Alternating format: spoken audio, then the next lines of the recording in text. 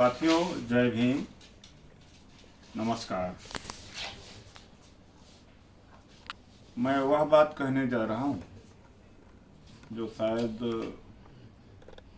बहुत कम लोग महसूस करते होंगे, और यह भी मैं कह रहा हूँ कि मेरी बात को तब मानना जब आप देखना कि कसौटी पर वो खरी उतर रही है। नहीं, ये नहीं कि जो मैं कह रहा हूँ कि उसको आप मानो ही, लेकिन सोचो जरूर। बहुजन कंसेप्ट, बहुजन समाज में जो आंकड़े, जनता के आंकड़े की जो गिनती होती है 85%, 80% में मान के चलता हूँ।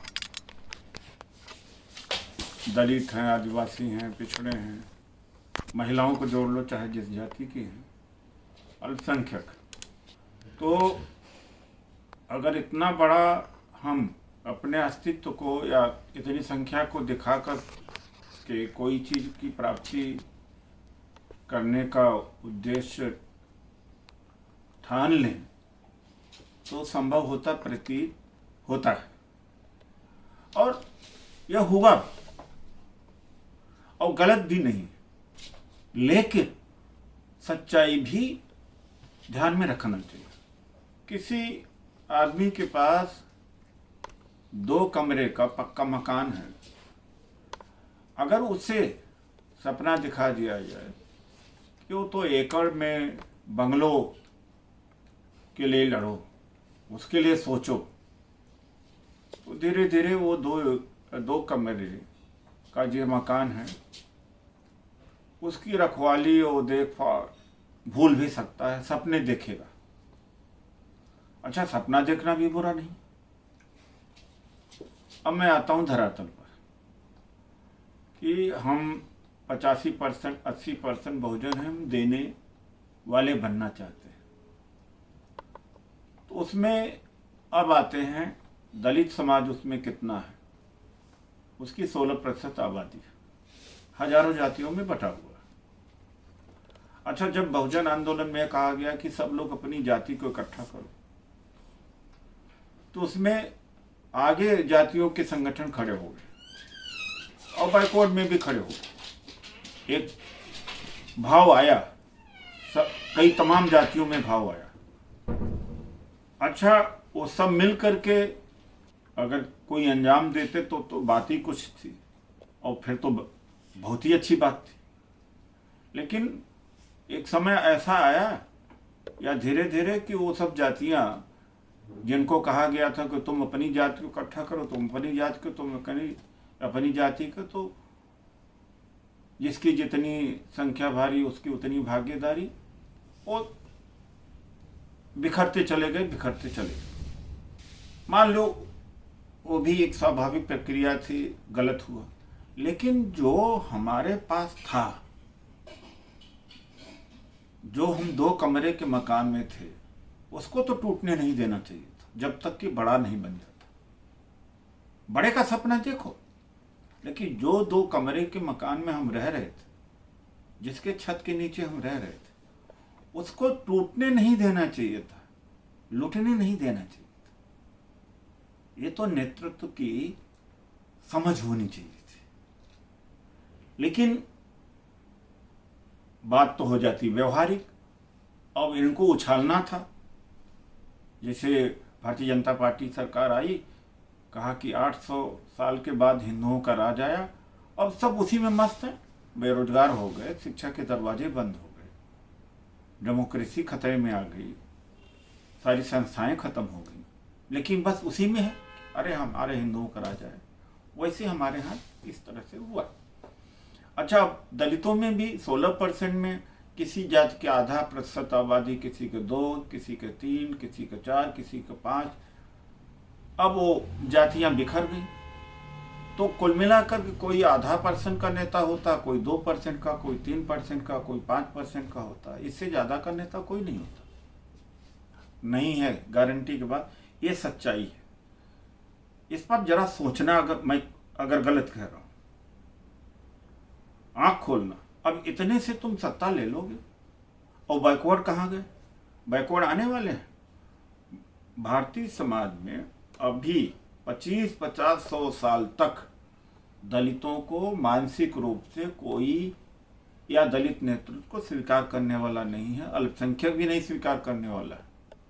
कंपल्सन है, अलग बात, ये स्थिति है। तो ऐसे में अगर वो जो दो कमरे के मकान वाले की हिफाजत करके हम चले होते तो बड़ा मकान भी बना लेते, बंगलो भी बना लेते।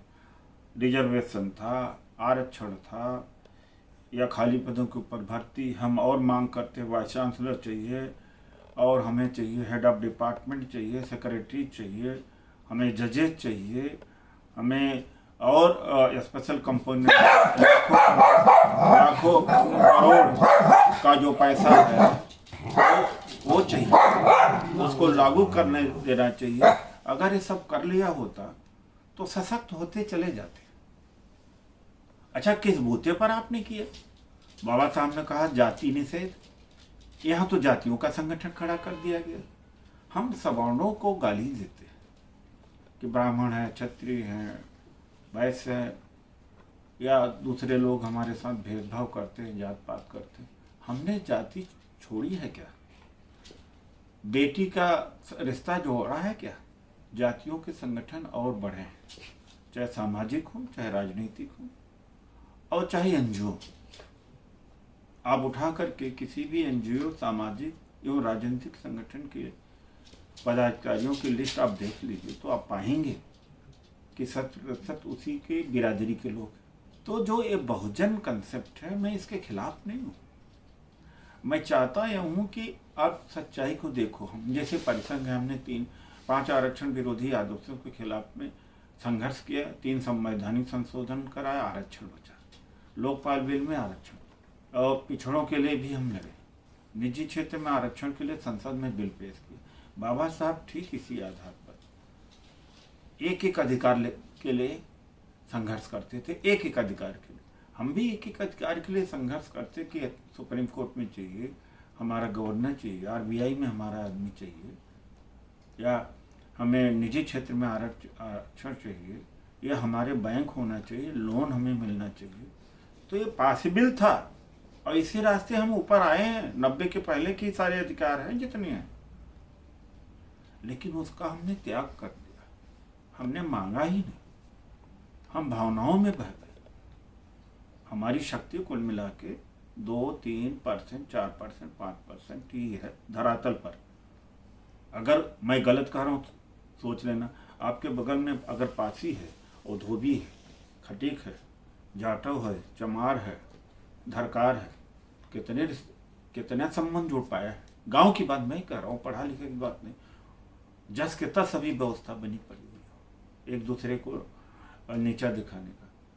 तो जब तक ये नहीं था तो कम से कम पूरे दलित समाज एक तरफ था, एक बहुत बड़ा वोट बैंक दिखता था, और उस वोट बैंक को सब डरते थे।